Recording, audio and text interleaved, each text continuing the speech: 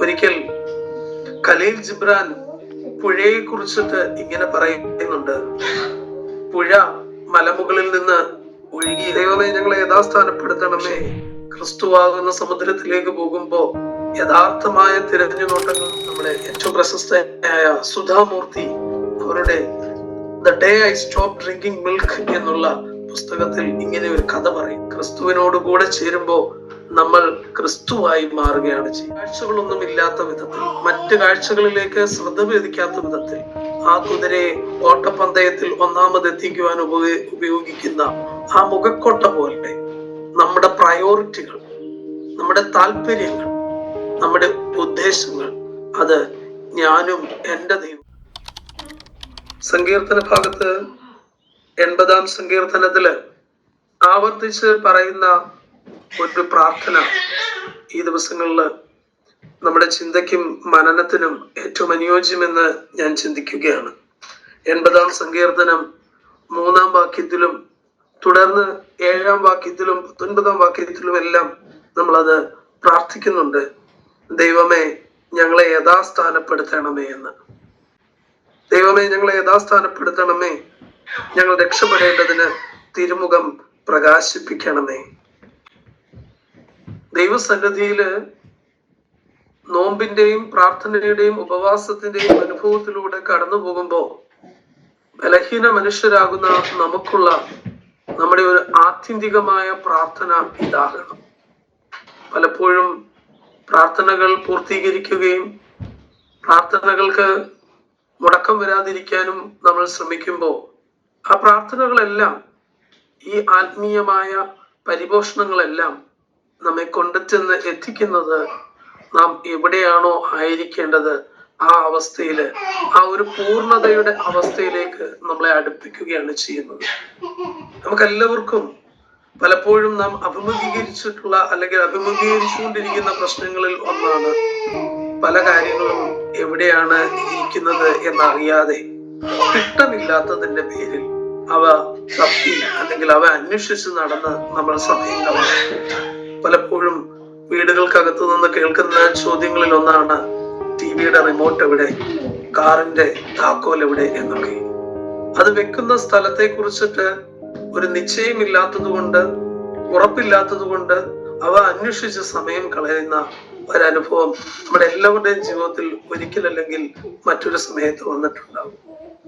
ഈ സമയത്ത് നാം ഓർക്കേണ്ടുന്ന ഒരു കാര്യം അതിനെക്കുറിച്ച് നിശ്ചയമില്ലാതെ പോയി എന്നതാണ്. ഓരോന്നിനും കൃത്യമായ ഒരു സ്ഥാനമുണ്ട് എങ്കിൽ ഈ ഒരു ചോദ്യം ആ വീടിനകത്ത് ഉണ്ടാവുകയില്ല. നമ്മുടെ ജീവിതത്തിലും അത് തന്നെയാണ്. ഒരിക്കൽ ഖലീൽ ജിബ്രാൻ പുഴയെ കുറിച്ചിട്ട് ഇങ്ങനെ പറയുന്നുണ്ട്: പുഴ മലമുകളിൽ നിന്ന് ഒഴുകി ഇറങ്ങി. അത് എത്തുന്ന അവസാന ലാപ്പിൽ എത്തിയപ്പോൾ അത് സമുദ്രം കണ്ട് ഒന്ന് പരിഭ്രമിച്ചു. ഞാൻ ഈ സമുദ്രത്തിലേക്ക് പോയാൽ ഞാൻ ഇല്ലാതെയായി പോകുമല്ലോ എന്ന് പുഴ പരിഭ്രമിക്കുകയാണ് ചെയ്യുന്നത്. എന്നാൽ തിരിഞ്ഞു നോക്കിയ പുഴ താൻ ഒഴുകി വന്ന വഴികളൊക്കെയും കണ്ടിട്ട് സമുദ്രത്തിലേക്ക് പതിക്കുമ്പോ പരിഭ്രമം മാറി താനും ഒരു സമുദ്രമായി തീർന്നു എന്ന് മനസ്സിലാക്കുകയാണ് ചെയ്യുന്നത്. പലപ്പോഴും നമുക്കും ഈ പുഴയെ പോലെയാണ് നമ്മളൊക്കെയും. നമ്മുടെ ജീവിതത്തിൽ തിരിഞ്ഞു നോക്കിയാൽ നമ്മുടെ ശ്രേഷ്ഠതകളും നമ്മുടെ കഴിവുകളും എന്നൊക്കെ നമ്മൾ അഭിമാനം കൊള്ളുന്ന അനവധി കാര്യങ്ങൾ നമുക്കുണ്ടാകാം. നാം പിന്നിട്ട വഴികളിലെ നമ്മുടെ സന്തോഷങ്ങളും ഒരുപാട് നേട്ടങ്ങളും ഒക്കെ നമുക്ക് എടുത്തു പറയുവാനും ഉണ്ടാകാം. പക്ഷേ ക്രിസ്തുവാകുന്ന സമുദ്രത്തിലേക്ക് പോകുമ്പോ യഥാർത്ഥമായ തിരഞ്ഞുനോട്ടങ്ങൾ നമുക്കുണ്ടോ? യഥാസ്ഥാനപ്പെടുത്തണമേ എന്നുള്ള പ്രാർത്ഥന നമുക്കുണ്ടോ? അതാണ് ഈ നോമ്പ് ലക്ഷ്യം വെക്കുന്നത്. പരിശുദ്ധ കുംഭസാരം പെസഹ പെരുന്നാളിൽ സംബന്ധിച്ച് പെസഹായുടെ ഭാഗമായി തീരുമ്പോ, വിശുദ്ധ കുർബാന സ്വീകരിക്കുമ്പോ യഥാർത്ഥമായ ഒരു തിരിഞ്ഞുനോട്ടവും എന്നെ യഥാസ്ഥാനപ്പെടുത്തണമേ എന്നുള്ള പ്രാർത്ഥനയും പലപ്പോഴും എത്രമാത്രം അർത്ഥവത്തായി നാം കൈകാര്യം ചെയ്യുന്നു എന്ന് ചിന്തിക്കേണ്ടിയിരിക്കുന്നു. സമുദ്രം കണ്ടിട്ട് പേടിക്കുന്ന പുഴയെ പോലെ മുമ്പോട്ടുള്ള എൻ്റെ വലിയ വിശാലമായ ക്രിസ്തുവിനോട് ചേർന്നുള്ള എൻ്റെ ജീവിതം, അതിന് ഞാൻ എന്നെ തന്നെ സമർപ്പിക്കുമ്പോൾ ഞാനല്ലാതെ ആയി പോകുമോ എന്നുള്ള പേടി നമുക്ക് ആവശ്യമില്ല. പകരം ക്രിസ്തുവിനോട് കൂടെ ചേരുമ്പോ നമ്മൾ ക്രിസ്തുവായി മാറുകയാണ് ചെയ്യുന്നത്. അതാണ് നമ്മുടെ ഈ നോമ്പ് നമുക്ക് നൽകുന്ന ഏറ്റവും വലിയ ധൈര്യവും പ്രതീക്ഷയും പ്രത്യാശയും. അതിന് ഏറ്റവും അനിവാര്യമായിരിക്കുന്നത്, ഏറ്റവും അടിസ്ഥാനപരമായിട്ട് നമുക്ക് വേണ്ടിയിരിക്കുന്നത് നമ്മളെ തന്നെ നമ്മൾ ഐഡന്റിഫൈ ചെയ്യുക എന്നുള്ളതാണ്. ഞാൻ എവിടെയാണ് നിൽക്കുന്നത്? എന്റെ സ്ഥാനം തെറ്റിയാണോ ഞാൻ നിൽക്കുന്നത്? എന്റെ ദൈവമേ, നീ എന്നെ യഥാസ്ഥാനത്തിൽ എത്തിക്കണമേ. എന്നെ നിന്റെ സ്ഥാനത്ത് നിന്ന് നിന്നോട് ചേർന്ന് നിൽക്കുന്ന ആ മഹാഭാഗ്യാവസ്ഥയിൽ നിന്നൊക്കെ ഞാൻ അകന്നു പോയി. എന്നെ നീ തിരിച്ചു കൊണ്ടുവരണമേ, എന്നെ ചേർത്ത് നിർത്തണമേ.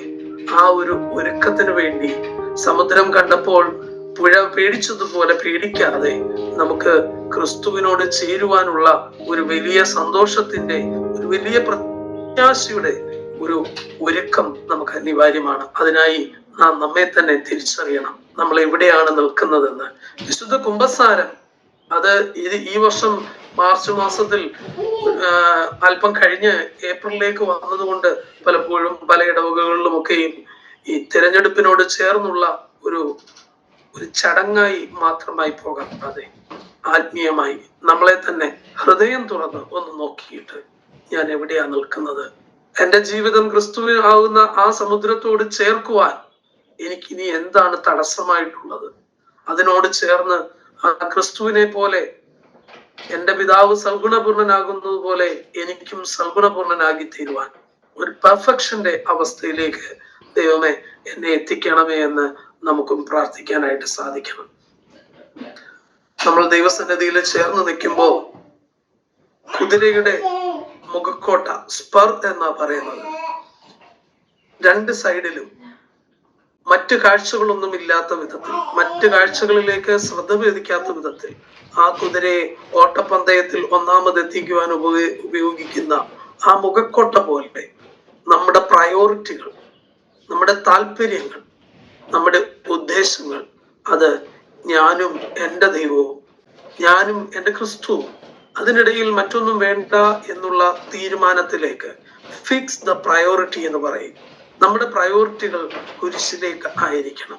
ഗോകുൽത്തായിൽ, ദേവാലയത്തിന്റെ നടുവിലുള്ള ഗോകുൽത്ത, അതിന് സ്ഥാനക്കയറ്റം ലഭിച്ച് അത് മദ്ബഹായിലേക്ക് വരുമ്പോ ഞാനും അതിനോടൊപ്പം യാത്ര ചെയ്ത് ആ കുരിശാണ് എൻ്റെ ലക്ഷ്യം, എനിക്ക് അതിനിടതും വലതുമുള്ളതൊന്നും കാണണ്ട എന്ന് ചിന്തിക്കുന്ന വിധത്തിലേക്ക് നമ്മളായിത്തീരണം. അതാണ് ഈ നമ്മുടെ ഏറ്റവും പ്രശസ്തയായ സുധാമൂർത്തി അവരുടെ the day I stop drinking milk എന്നുള്ള പുസ്തകത്തിൽ ഇങ്ങനെ ഒരു കഥ പറയുന്നുണ്ട്. ഒരു ട്രെയിൻ യാത്രയിൽ, ബോംബെയിൽ നിന്നും ബാംഗ്ലൂരിലേക്ക് വരുന്ന ഒരു യാത്രയില് ടിക്കറ്റ് എടുക്കാത്ത ഒരു ബാലികയെ കണ്ടു. ആ ബാലിക കൂടെ ആരുമില്ല, അവൾ വിഷമിക്കുന്ന ഒരവസ്ഥയാണെന്ന് മനസ്സിലാക്കി അവളുടെ ടിക്കറ്റ് എടുത്തു കൊടുക്കുകയും ബാംഗ്ലൂരിൽ എത്തിക്കഴിഞ്ഞ് അവൾക്ക് ഒരു സങ്കേതത്തിൽ അവളെ ആക്കുകയും ചെയ്യുന്നുണ്ട്. പിന്നീട് കാലങ്ങൾ കുറെ കഴിഞ്ഞു. ഒരു വിദേശ യാത്രയില് ഒരു ഹോട്ടൽ ബില്ല് അടയ്ക്കാനായി ചെല്ലുമ്പോ റിസപ്ഷനിലുള്ളവർ പറയും അത് ആ കുടുംബം അടച്ചു കഴിഞ്ഞു എന്ന്.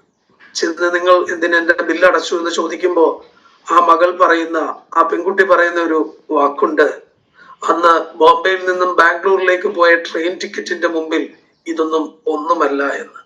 പ്രിയമുള്ളവരെ, നമ്മൾ ഈ നോമ്പ് അവസാനത്തിലേക്ക് എത്തുമ്പോ, അതിന്റെ പാരമ്യത്തിൽ, കഷ്ടാനുഭവത്തിൽ ക്രിസ്തുവിനോട് ചേരുമ്പോ നമ്മുടെ ജീവിതത്തിലും ഇതുപോലെ ഇടതും വലതും നിന്ന് നമ്മളെ ദൈവത്തിൽ നിന്ന് മാറ്റുന്ന ഒരുപാട് സാഹചര്യങ്ങൾ ഉണ്ടെങ്കിലും ആ സാഹചര്യങ്ങൾക്കൊക്കെ നടുവിൽ ഒരു മുഖക്കോട്ട കെട്ടിയ കുതിരയെ പോലെ ക്രിസ്തുവിലേക്കുള്ള ലാക്ക്, ആ ഓട്ടം, അതിനിടതും വലതും നിന്ന് നമ്മളെ പരിഹസിക്കുകയോ നമ്മളെ വലിച്ചു മാറ്റുകയോ ചെയ്യുന്ന, നമ്മളെ ടെംപ്റ്റ് ചെയ്യുന്ന എന്തെല്ലാം സാഹചര്യങ്ങൾ ഉണ്ടായാലും ആ ടെംപ്റ്റേഷൻസിൽ നിന്നെല്ലാം മാറി ക്രിസ്തു മാത്രം ഫോക്കസായി മുമ്പോട്ട് പോകുവാൻ നമുക്ക് സാധിച്ചാൽ, ഇതുപോലെയുള്ള അനവധി ചെറുതും വലുതുമാകുന്ന നന്മകൾ നമ്മുടെ ജീവിതത്തിൽ നാം ചെയ്തു വെച്ചാൽ അത് നമ്മെ ആ ക്രിസ്തു എന്ന വലിയ സമുദ്രത്തിലേക്ക്, പുഴ സമുദ്രമായി മാറും എന്ന് ഖലീൽ ജിബ്രാൻ പറയുന്നത് പോലെ നമ്മളൊക്കെ ബലഹീന മനുഷ്യരാണ്, നമുക്കൊക്കെ കുറവുകളുള്ളവരാണ്. പക്ഷേ